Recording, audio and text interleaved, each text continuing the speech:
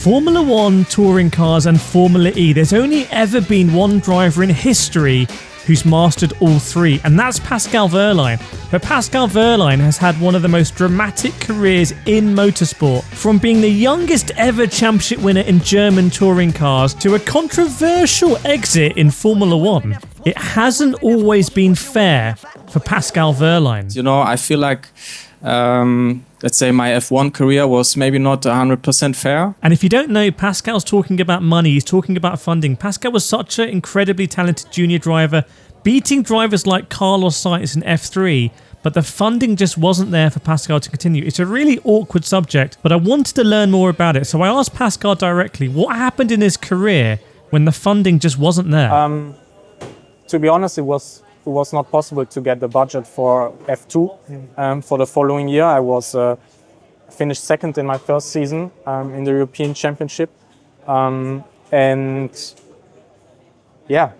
Mercedes offered me then a contract for my first professional contract where I could earn money, where I still had the chance also if I would do well there.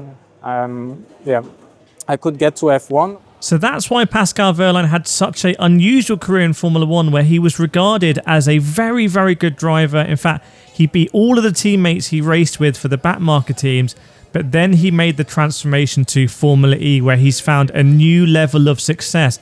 And I had to understand what makes Pascal Wehrlein so successful.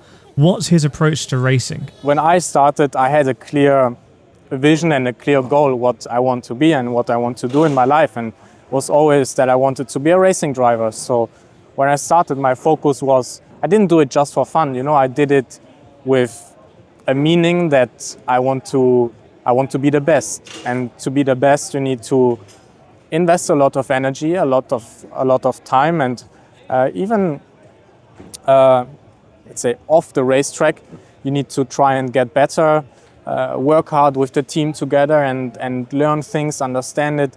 Not only turn up to the races and drive the car, no, also be interested in everything what's going around, you know, in the team, with the setup, with the car, how it's built together and so on.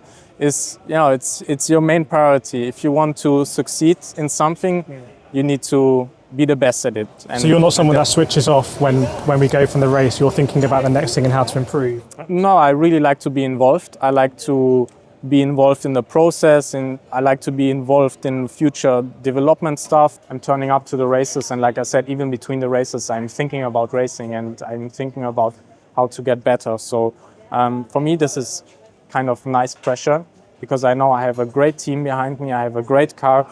If I do a good job, I can win races, I can win the championship, and that's a situation it's not for granted. So it's pretty clear that Pascal Wehrlein has an incredible attention to detail that served him in Formula 1, DTM and Formula E, and explains why he's been so quick in all of them. And I wanted to dig deeper into that. When we talk about attention to detail preparation, I'd noticed that Pascal had very unusual grips on his DTM wheel when he was the youngest ever champion, by the way. And I asked him why he has these grips and if he still uses them in Formula E. I feel like the steering is a bit thin, so I like to cover it with tennis tape actually, and just to improve the grip on it. And yeah, I mean, we have thousands of options to change settings and stuff on this steering. As you can see, we have a lot of buttons, brake balance, different pages. So this is almost like a phone screen, and you can click through the pages on the screen. And you know, the car is a spec car. So what you can see here, the chassis, the aerodynamics and everything, it's the same on all the cars. Let's say the main difference on the cars is in the back. So the whole power unit, the suspension and everything, that's designed by our team. And obviously then the software, which comes with the powertrain, how much you recoup, how you recoup and so on. That's all managed by the software, and there we are, like I said, almost completely free. So we have a lot of things what we can change on the steering to make the car more efficient, or also change in certain situations with the grip, with the shape of the corner, if it's a tight corner, a fast corner, where we can change here and how we extract more performance out of that package. Yeah. So what I take away from this is Pascal's looking for every single possibility to get a performance edge, absolutely anything, whether it's a little bit more grip on his wheel or something to do with the software. But what about when it's not going his way? And I asked him about the Tag Heuer Porsche Formula E difficulties they had in Season 9 to convert a championship for Pascal Wehrlein, which they didn't. And it was coming down to qualifying. So what did he do? I think last year we were in a good position, strong position, but I think qualifying was our weakness. Well, we could still, let's say, make up for it in the races. But as everyone has a lot more experience now with those cars, it's getting more and more difficult, and qualifying is very important, obviously. And I think that's where our season last year fell apart a bit. We still had strong races, but very often we started outside of the top 10 and then we just got a couple of points instead of the big points. So our focus in the off-season was to improve qualifying. And we definitely did that. So we are the best qualifiers in average. And that's why I'm also optimistic going into this season that should be strong. And it was strong because Pascal unbelievably won Season 10 of the Formula E World Championship, coming under some insane pressure, particularly at the end of the season, from both Jaguar TCS drivers. And I asked him here, before he'd won, what he thought of pressure. No, I love it here. You know, you always make the most pressure you put on yourself because you want to be successful. You know, I'm turning up to the races, and like I said, even between the races, I'm thinking about racing and I'm thinking about how to get better. So for me, this is kind of nice pressure because I know I have a great team behind me. I have a great car. If I do a good job, I can win races, I can win the championship, and that's a situation you don't.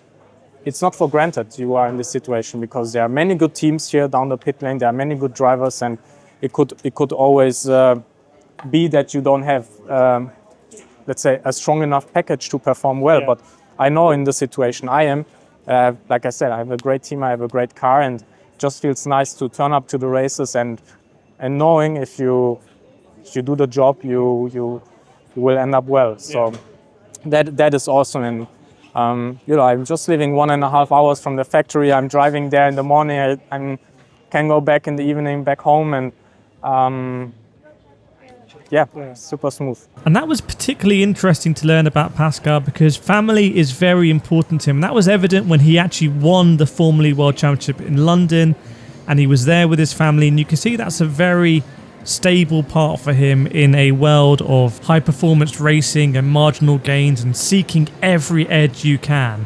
And it was incredible to see Pascal wrap up the championship knowing his story through Formula 1, DTM and also Formula E with Tag Heuer Porsche. Let me know if you have any questions for Pascal. Put them in the comments below and I will ask them to him next time I see him at Formula E. And make sure you subscribe as well if you want to help me out and get notified of more videos like this. I'll see you next time.